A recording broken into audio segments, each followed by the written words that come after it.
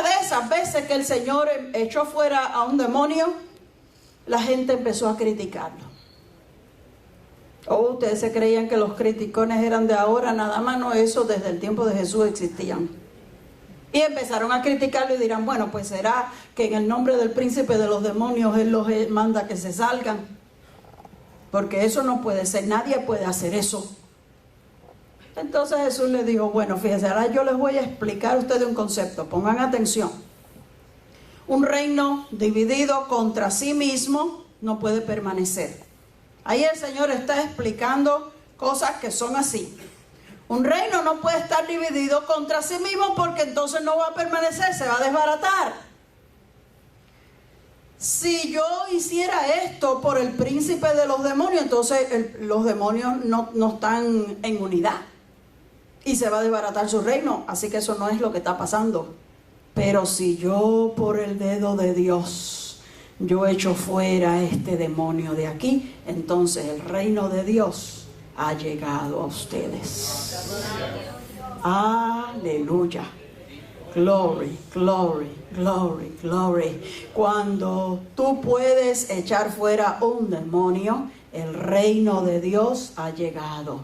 ¿Sabes que tú y yo podemos bajar el reino de Dios a la tierra? Cuando nosotros podemos utilizar esa autoridad que el Señor nos dio, que leímos al principio que el Señor le dio la autoridad a los discípulos para que ellos fueran y echaran fuera a los demonios. Ahora, entre paréntesis, les voy a decir un secretito. La explicación que Jesús dijo, un reino dividido contra sí mismo no puede permanecer, es una de las tácticas que el diablo utiliza en muchas iglesias. Si él puede poner división entre la gente, él divide la iglesia no permanece, se destruye. Si él puede poner crítica, y a mí no me gusta lo que están haciendo, y yo no estoy de acuerdo con esto, y esto no se debía de haber hecho así, a mí no me gustó lo que dijeron, todo ese tipo de pensamiento que ustedes posiblemente muchas veces lo oyen. Si el enemigo logra que eso se meta en la iglesia, él destruye la iglesia. Por eso es que nosotros tenemos que abrir los ojos. No podemos darle chance al enemigo de meterse por ningún sitio. ¿Qué dijo el Señor que quería de su iglesia? La unidad. Señor, oró el Señor ya en sus últimos días por sus discípulos. Te pido por esto que tú me has dado, que sean uno como tú y yo somos uno. Dios quiere que la iglesia marche unida, porque el Señor sabe que donde hay unidad hay poder y hay fuerza. Donde hay división se desbarata todo. Pero ahora vamos a lo que estamos hablando hoy. Eso era nada más que algo extra. Lo que estamos hablando hoy es que el Señor le dijo, si yo hago esto por el dedo de Dios, entonces el reino de Dios ha bajado a ustedes. Dios espera que su iglesia sea una iglesia poderosa. Dios espera que su iglesia sea una iglesia que tiene autoridad sobre el reino de las tinieblas. Y por eso es que le dio esa autoridad a los discípulos. Cuando los envió a predicar, le dijo, les doy autoridad sobre todo demonio y sobre toda enfermedad. Ustedes van a ir y van a predicar, pero también van a ir y van a tocar a los enfermos para que se sanen y van a echar fuera demonios, que es lo principal de todas las cosas. Y una vez el Señor estaba en un monte orando y trajeron un muchacho que estaba endemoniado. Pero como el Señor estaba arriba orando, el Señor que trajo a este muchacho le pidió a los discípulos que hicieran algo por él. Y ellos trataron de orar, pero no pudieron. Al fin del rato baja el Señor y el Padre entonces se acerca a Jesús y le dice, traje a mi hijo para que oraran por él, pero tus discípulos no pudieron. Si puedes hacer algo, ayúdanos. Ya él estaba dudando en su fe. ¿Ves? Cuando él vino con la fe, pero cuando vio que los discípulos oraron y no lograron nada, ya estaba pensando, ¿podrá Jesús hacer esto? ¿Qué sucedió en esa historia? Dice el Señor que Jesús se enojó con los discípulos. Lo primero que él hizo fue un regaño para los discípulos y les dijo a ellos, no estamos hablando de la gente de afuera, a sus discípulos que él escogió, le dijo, generación incrédula y perversa, ¿hasta cuándo yo voy a estar con ustedes? Tráiganme ese muchacho acá. Se enojó Jesús Mire, eso es cierto, lo dice la Biblia, yo no me lo estoy inventando. Se enojó Jesús con sus discípulos porque no pudieron echar fuera un demonio. Dios espera que cada uno de nosotros, discípulos de Jesús, ¿cuántos son discípulos de Jesús? Cada uno de nosotros cuando se presenta la situación, porque mira, a veces nosotros decimos, bueno, es que tengo que prepararme. Pero si hay una emergencia, hay que actuar ahí. En el momento que este señor vino con su hijo, Jesús no estaba presente, los que estaban eran ellos. Y hay veces que te van a traer una persona a ti. Y tú vas a decir, ay, espérate, voy a esperar que llegue la pastora. Es a ti, eres tú, te lo trajeron a ti. Tú tienes que tener la autoridad del Señor que el Señor le da por la palabra a sus discípulos. Si eres discípulo de Jesús. Y tomar esa autoridad y decirle, en el nombre de Jesús, suelta a esa persona y déjala libre ahora mismo. Y el demonio se tiene que ir. El demonio tiene que obedecer al mandato. Entonces Jesús reprendió al demonio, el muchacho quedó libre, pero los discípulos se quedaron. Y después que se fue todo el mundo, se acercan al Señor y le dicen, Señor, ¿por qué nosotros no pudimos hacerlo? Y Jesús le dijo, por su poca fe. Pero este género no sale si no es con oración y ayuno. Estamos mirando aquí 3 cosas. Primero, la fe. ¿Tienes tu fe que Dios puede hacer obras milagrosas? Amén. Me acuerdo una vez que un predicador, un evangelista, contó esta anécdota que le sucedió a él mismo. Él predicaba y oraba por los enfermos. Y estaba dando una campaña en un sitio y se había anunciado que el Señor lo usaba y que él oraba por los enfermos, y habían venido diferentes personas de afuera para estar en su campaña y recibir la administración y la oración. Y dice que cuando él estaba allá, cuando subió para predicar, vio que habían traído en esa noche una persona en una silla de ruedas. Pero no solo porque estuviera en silla de ruedas, sino porque estaba toda jorobada la persona y los pies jorobados, no los podía poner ni derecho hacia abajo, y las manos todas torcidas, los dedos torcidos. Y él dice que él lo miró, porque estaba en el mismo centro, ahí, sabe que como está en una silla de ruedas no se puede incluir en la banca, está ahí bien visible. Y él lo miraba, y cada vez que lo miraba se le disturbaba su mente y decía, ay Dios mío, esta persona está demasiado mal. Está demasiado mal esta persona. Y seguía predicando y seguía predicando. Y al final, cuando terminó de predicar, y dijo, las personas que están enfermos pasen.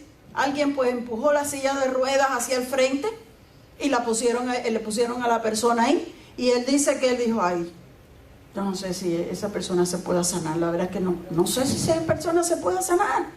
Y empezó por el otro lado, yo me voy bien lejos, y empezó a orar y a ministrarles a uno. Y cuando llegó donde estaba ese, lo saltó y siguió y oró por el otro y el otro y el otro y el otro, y seguía él orando por todas las personas. Había muchos, y cuando la línea es de larga, pues tú te extiendes mucho, y él pensando, bueno, ojalá se lo lleven ya.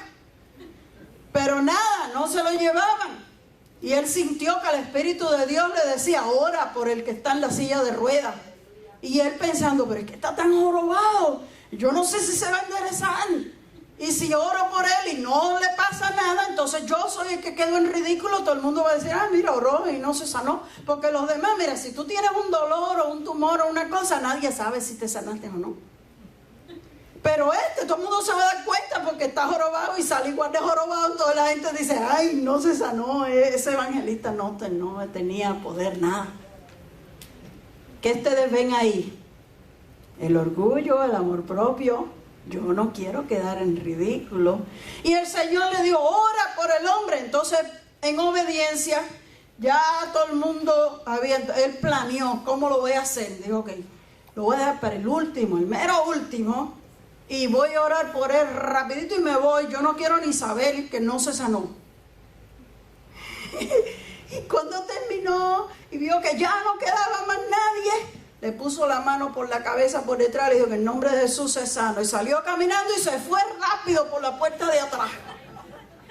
Y cuando él iba por allá, oye una gritería. Y la gente alabando al Señor, y la gente, ¡gloria a Dios! Y se formó el alboroto. Dice, ¿qué habrá pasado ahí? Y entonces Son mi pregunta a uno de los que está, ¿qué pasa ahí que hay tanta gritería? Que se levantó el hombre de la silla de ruedas. El hombre que estaba en la silla está caminando arriba y abajo y tiene sus pies y sus manos derechas. ¿Sabe que hay veces que nosotros nos impresionamos con algo y nos hace dudar del poder de Dios? Nosotros miramos lo difícil de la situación y no creemos que Dios lo puede hacer, pero nuestro Dios es un Dios maravilloso. Él es hacedor de milagros y maravillas, y para Él no hay nada imposible. Jesús le dijo a los discípulos, es por la poca fe que ustedes tienen. ¿Se recuerdan cuál había sido el regaño que Jesús le dio a los discípulos? Generación incrédula, les dijo. La culpa era de ustedes. Cuando vieron ese endemoniado, ustedes no pensaron que se podía sanar. Cuando lo vieron tan arrebatado, tan loco, no pensaron que podía sanarse. Pero para Dios todo es posible. Y luego le dice, pero este género no sale sino con oración y ayuno. Ahora la primera cosa es la fe, que es lo más importante. Pero después tú necesitas la oración y el ayuno. Por eso nosotros insistimos, hermano. Y usted aprovéchese. Cuando dicen tal día es día de ayuno, esfuércese, hermano. Separe ese día para el Señor. Ayunar es importante. Y usted dice, ¿por qué va a ser importante? ¿Qué tiene que ver si yo como o si no como? Yo no lo sé. Yo no te lo puedo explicar. Pero la Biblia dice que hace falta la oración y el ayuno. El primero que no le gusta el ayuno es usted mismo. ¿Cuánto les gusta ayunar? A mí no me gusta ayunar. ¿A quién le va a gustar? ¿A cuántos les gusta comer? ¡Ah, qué sonrisita! No quisieron decir nada, pero la sonrisa me lo dijo todo. Oh, cuando usted se despierta y usted... le da ese olorcito de ese café, cuando usted huele ese bacon que se está cocinando, usted dice, oh, wow, está bueno hoy, qué rico. Pero para ayunar tú tienes que sacrificar tu cuerpo. Y aunque tengas mucho deseo, tú tienes que esforzarte, decir, no, yo lo voy a hacer en obediencia a Dios. ¿Se acuerda lo que hablamos de la obediencia al principio? ¿Cómo obedecen los ángeles? No le dicen, ay Señor, pero es que no me gusta mucho el desayuno. Mire, yo dejo de comer mejor el almuerzo, pero el desayuno lo tengo que tomar. Hay quienes dicen, yo ayunaría, pero por lo menos me tomo la tacita de café primero y después te ayuno el resto del día. Y hay algunos de nosotros que discutimos con el Señor, ay Señor, pero es que... no puedo, mira, después me va a dar dolor de cabeza, luego voy a tener el estómago ahí dando gritos todo el día, no voy a poder hacer lo que tengo que hacer, pero la palabra de Dios dice que hace falta, y en obediencia a Dios, aunque mi cuerpo no quiera, aunque mi mente lo rechace, yo tengo que poner mi cuerpo en sujeción, decía el apóstol Pablo. No, yo golpeo mi cuerpo y lo pongo en sujeción. Yo le digo, cállate estómago, no me importa que tú tengas hambre, yo hoy voy a ayunar para el Señor. Tu cuerpo se tiene que someter al Espíritu y la oración, porque el asunto no es nada más que dejar de comer. Hay algunos que por bajar de peso dejan de comer. Hay algunos que por el interés en verse mejor su figura se pueden sacrificar, pero por las cosas espirituales no se sacrifican. Y la palabra de Dios dice, hace falta la oración y el ayuno. La oración es tu comunión con Dios, es tu comunicación con Dios. Jesús mismo oraba. La Biblia dice que a veces se pasaba la noche entera orando. La Biblia dice que en medio de su popularidad, cuando más éxito estaba teniendo, cuando las multitudes estaban detrás de él, dice, él se levantaba de madrugada. ¿Por qué de madrugada? Porque todavía están durmiendo. Porque si están despiertos y ven que me levanté, van detrás de mí. Entonces me madrugo antes que ellos se levanten y me voy a un lugar retirado donde nadie sabe dónde yo estoy para orar. Eso hacía Jesús. Y nosotros tenemos que aprender a hacer eso. Porque si Jesús necesitaba orar, ¿no necesitaremos nosotros orar todavía más?